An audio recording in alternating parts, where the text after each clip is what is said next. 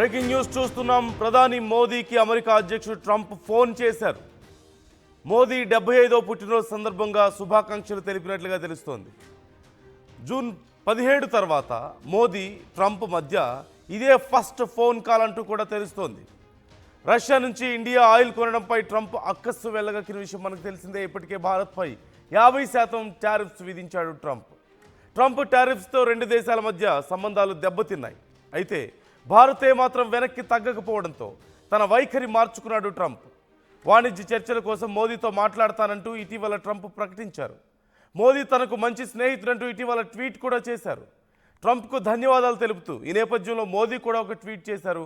Bharat America సమగ్ర భాగస్వామ్యానికి కట్టుబడి ఉన్నా అంటూ మోదీ కామెంట్ చేశారు. ఉక్రెయిన్ రష్యా యుద్ధం విషయంలో ట్రంప్కు మద్దతు ఇస్తా అంటూ మోదీ కామెంట్ చేసినట్లుగా తెలుస్తోంది. ఈ నేపథ్యంలో జరిగినటువంటి పరిణామాలు ఒక్కసారి మనం చూడొచ్చు. ముందుగా 1950 సెప్టెంబర్ 17న జన్మదినం సందర్భంగా ప్రపంచవ్యాప్తంగా ఉన్నటువంటి అగ్రనాయకులు అందరూ కూడా మోదీకి జన్మదిన శుభాకాంక్షలు తెలియజేస్తున్నారు. ఈరోజు ఆయన పుట్టినరోజు జరుపుకుంటున్నారు. ఈ సందర్భంగా చాలా రోజులుగా మాటలు లేనటువంటి, ఒకప్పుడు గొప్ప మిత్రులుగా ఉండి తర్వాత కనీసం మాట్లాడుకోవడానికి కూడా అవకాశం లేని పరిస్థితిలో ఉన్నటువంటి ట్రంప్ అలాగే మోదీ ఇద్దరు మాట్లాడుకున్నట్లుగా తెలుస్తోంది. ట్రంప్ మోదీకి ఫోన్ చేశారు, మోదీ ఆన్సర్ చేశారు. ట్రంప్ మోదీకి విషెస్ చేశారు, మోదీ కూడా థ్యాంక్స్ చెప్పినట్లుగా తెలుస్తోంది. అయితే చాలా గ్యాప్ మనకు కనిపిస్తోంది. ఎందుకు ఈ గ్యాప్ వచ్చిందనేది మనకు తెలుసు. ఒకప్పుడు చాలా close friends Trump and Modi. కానీ ఆ తర్వాత ఒకరి మీద ఒకరు అనడం కంటే కూడా భారతదేశం మీద ట్రంప్ చేసినటువంటి వ్యాఖ్యలు భారతదేశం మీద ఒక రకంగా విషం కక్కారనే చెప్పాలి. ఈ నేపథ్యంలో ఈ ఫ్రెండ్షిప్ అంతా చెడిపోవడం, ఆ తర్వాత చాలా రోజుల తర్వాత మధ్యలో కొన్నిసార్లు ట్రంప్ మోదీతో మాట్లాడడానికి ప్రయత్నించినప్పటికీ కూడా మోదీ కనీసం మాట్లాడడానికి కూడా ఇష్టపడలేదంటూ తెలుస్తోంది. ఈ నేపథ్యంలో ఆయన బర్త్డే సందర్భంగా విష్ చేశారు. మరి ఇది ఇలా కొనసాగుతుందా అంటే ఖచ్చితంగా చెప్పలేం. ముందు కూడా ట్రంప్ ఫోన్ చేసినప్పుడు అలా మోదీ మాట్లాడతారా, లేకపోతే ఈ రిలేషన్ ఒకప్పట్లాగా మారుతుందా అంటే లేదు. కేవలం విష్ చేయడానికి ఫోన్ చేశారని తెలుసు కాబట్టి విష్ చేశారు, ఈయన థ్యాంక్స్ చెప్పారు, అంతవరకే అయిపోయింది. మరి మిగతా విషయాల్లో ఎందుకు మార్పు ఉంటుంది, ఎందుకు ఉండాలని కోరుకుందాం ఖచ్చితంగా. కానీ అది ముందు ట్రంప్ వైపు నుంచే మొదలవ్వాల్సిన అవసరం ఉంది. కొంత సంకేతాలు కనిపిస్తున్నప్పటికీ కూడా నిజంగా మార్పు ఉంటుందా అని చెప్పలేం. ఎందుకంటే సమస్య వచ్చిందే ట్రంప్ వల్ల కదా. భారతదేశానికి మిత్రదేశం అయినటువంటి భారతదేశానికి కొన్ని దశాబ్దాల చరిత్ర ఉన్నటువంటి వాణిజ్యపరమైనటువంటి ట్రాన్సాక్షన్స్, అన్ని రకాల ట్రాన్సాక్షన్స్ ఉన్నటువంటి ఇండియా భారత్ బంధం బీటలు వారడానికి కారణం ట్రంప్ కాదా? ఇష్టం వచ్చినట్లుగా భారత్ మీద టారిఫ్లు వేయడం కానీ, ఇష్టం వచ్చినట్లుగా భారత్ అంతర్గత విషయాలు మాట్లాడడం కానీ, ఇష్టం వచ్చినట్లుగా భారత్ని కించపరిచేలా మాట్లాడడం కానీ, భారతీయుల మీద విద్వేషాన్ని రెచ్చగొట్టేలా మాట్లాడడం కానీ, ఇవి కదా అసలు కారణాలు. అవన్నీ పోయి కేవలం ఏదో విష్ చేశారు కదా అని చెప్పేసి మళ్ళీ అప్పట్లాగా మాట్లాడుకొని వాళ్ళు చెప్పింది వినాలా? వింటే సరిపోతుందా? మనకు జరిగిన నష్టం పోతుందా? మనం భరించినటువంటి ఆ మాటలన్నీ కూడా, మనం ఫేస్ చేసినటువంటి ఒక రకంగా హ్యూమిలిటీ అంతా కూడా పోతుందా? ఆ హ్యూమిలియేషన్ పోతుందా?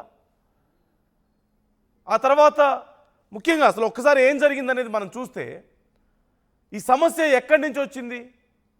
భారత్ మీద ట్రంప్ ఒక రకమైనటువంటి వ్యతిరేకతను వ్యక్తం చేయడం దగ్గర నుంచి వచ్చింది.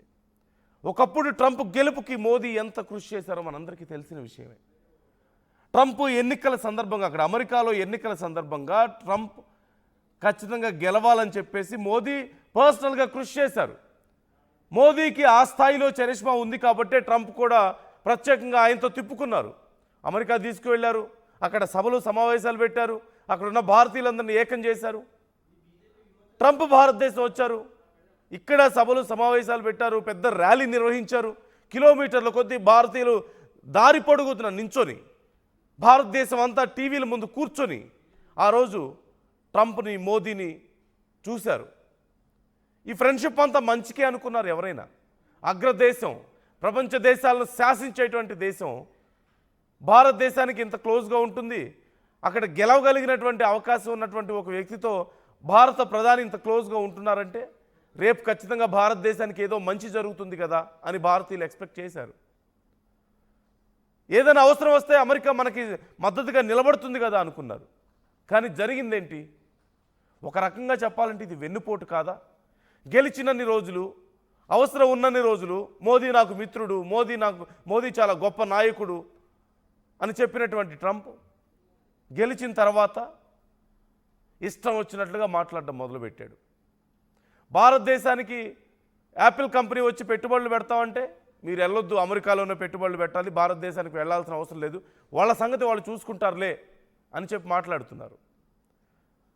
భారతీయులు అమెరికాలో ఉండి అక్కడ సేవలు చేస్తుంటే ఒక రకంగా అక్కడే ట్యాక్సీలు కడుతున్నారు, అక్కడే మన నాలెడ్జ్ అంతా కూడా ధారబోస్తూ అమెరికాని డెవలప్ చేస్తుంటే భారతీయులకు ఉద్యోగాలు ఇవ్వద్దు, ఆ తర్వాత భారతీయులకు వీసాలు ఇవ్వద్దు, ఇలా మాట్లాడారు. భారతదేశంలో పెట్టుబడులు పెట్టకూడదు, భారతీయులకు ఉద్యోగాలు ఇవ్వకూడదు. ఆ తర్వాత భారతదేశాన్ని డెడ్ ఎకానమీ అన్నారు. ఎందుకు? రష్యాతో ఫ్రెండ్షిప్ చేసినందుకు. ఎందుకు చేయకూడదు? Bharat it's a republic nation కదా, ఎక్కడా కూడా నిబంధనలు ఉల్లంఘించలేదు కదా. అలాంటప్పుడు ఎందుకు ఇంత కక్ష?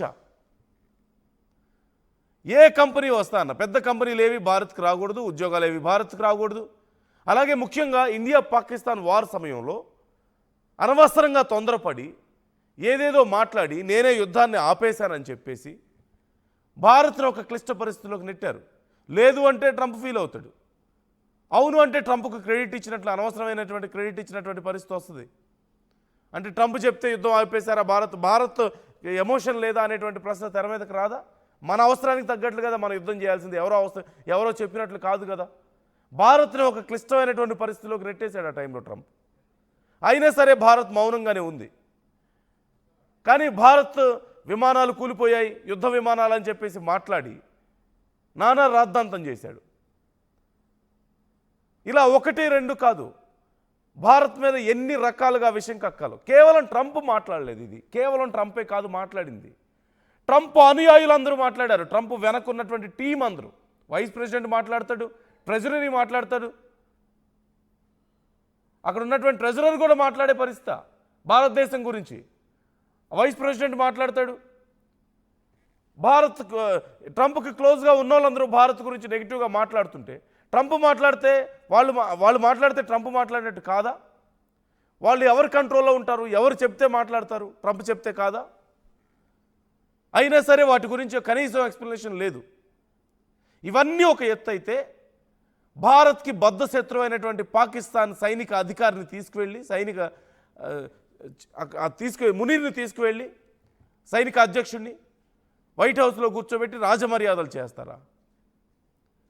సరే చేసుకుంటే చేసుకున్నారు, మీ బాధలు మీవి, వాళ్ళతో మీకేం అవసరాలు ఉన్నాయో ఆ ఉగ్రవాదులతో మీకే తెలియాలి. కానీ అమెరికాలో కూర్చొని, అమెరికా గడ్డ మీద కూర్చొని, మీ ఇన్విటేషన్ మీద అమెరికాకు వచ్చి మీరు మర్యాదలు చేస్తే చేయించుకొని ఒక ఉగ్రవాది అమెరికా గడ్డ మీద కూర్చొని భారతదేశాన్ని బెదిరిస్తే, భారతదేశం సింధు జలాల మీద ప్రాజెక్టులు కడితే కూల్చేస్తాం, భారతదేశం మీద అణుబాంబు వేస్తాం, ఇంకా ఎక్కువ మాట్లాడితే సగం ప్రపంచాన్ని మేము నాశనం చేస్తామని మాట్లాడితే కనీసం ఒక్క మాట దాని గురించి మాట్లాడలేదు, ఒక్క మాట ఖండించలేదు. ఇంతకంటే దారుణమైంది ఇంకేమైనా ఉంటుందా? మీ మిత్రదేశం పట్ల ఒక ఉగ్రవాద నాయకుడు వచ్చి, ఒక ఉగ్రవాద దేశ నాయకుడు వచ్చి నోటికొచ్చినట్లు మాట్లాడుతూ బెదిరిస్తుంటే, ప్రపంచ దేశాలని బెదిరిస్తుంటే భారతదేశంతో పాటు ఒక్క మాట మాట్లాడలేదు. ఇప్పుడు గతంలో కూడా ట్రంప్ ఫోన్ చేయడానికి ట్రై చేశారట మోదీకి. యుద్ధం జరిగిన సమయంలో, పాకిస్తాన్ ఇండియా వార్ జరుగుతున్న సమయంలో ట్రై చేస్తే మోదీ మాట్లాడలేదు. ఆ తర్వాత కూడా కొన్నిసార్లు ప్రయత్నించారు. ముఖ్యంగా టారిఫ్ల గురించి ప్రకటించినప్పుడు మోదీ కాల్ కోసం చాలాసేపు వెయిట్ చేశారట. ఎందుకు? జపాన్ లాంటి దేశాలు ఎలాగైతే టారిఫ్ల గురించి ప్రకటించడంలోనే వద్దు, మా మీద టారిఫ్లు వేయొద్దు, మీరు చెప్పినట్లు వింటామని చెప్పేసి తల ఉంచాయో అలా ఉంచుతారు భారతీయులు కూడా అని చెప్పేసి అనుకున్నాడట. చాలాసేపు, ఆల్మోస్ట్ గంట సేపు మోదీ ఎప్పుడు కాల్ చేస్తారని వెయిట్ చేశారట. కానీ ఒక్కసారి కూడా మోదీ నుంచి కాల్ రాలేదు. రాకపోగా ట్రంపే ఫోన్ చేసినా సరే మోదీ ఆన్సర్ చేయలేదని చెప్పేసి ఇంటర్నేషనల్ మీడియాలో సైతం వచ్చినటువంటి వార్తల్ని మనం చూసాం. సో మనం స్టబర్న్గా ఉన్నాం ఖచ్చితంగా ఇలాంటి విషయాల్లో. సో ఇప్పుడు ఏదో బర్త్డేకి విష్ చేశారు కాబట్టి ఖచ్చితంగా మోదీ ఆన్సర్ చేశారు, లేకపోతే ఆన్సర్ చేయాల్సిన అవసరం లేదు అనేది క్లియర్గా తెలుస్తుంది. ఇప్పుడిప్పుడే అమెరికా కొంత దారికి వస్తుంది. మళ్ళీ మాకు మిత్రులు మనం ఒకటి అంటూ ఒకప్పుడులాగా మాట్లాడుతున్నటువంటి పరిస్థితి పూర్తిగా ఇంకా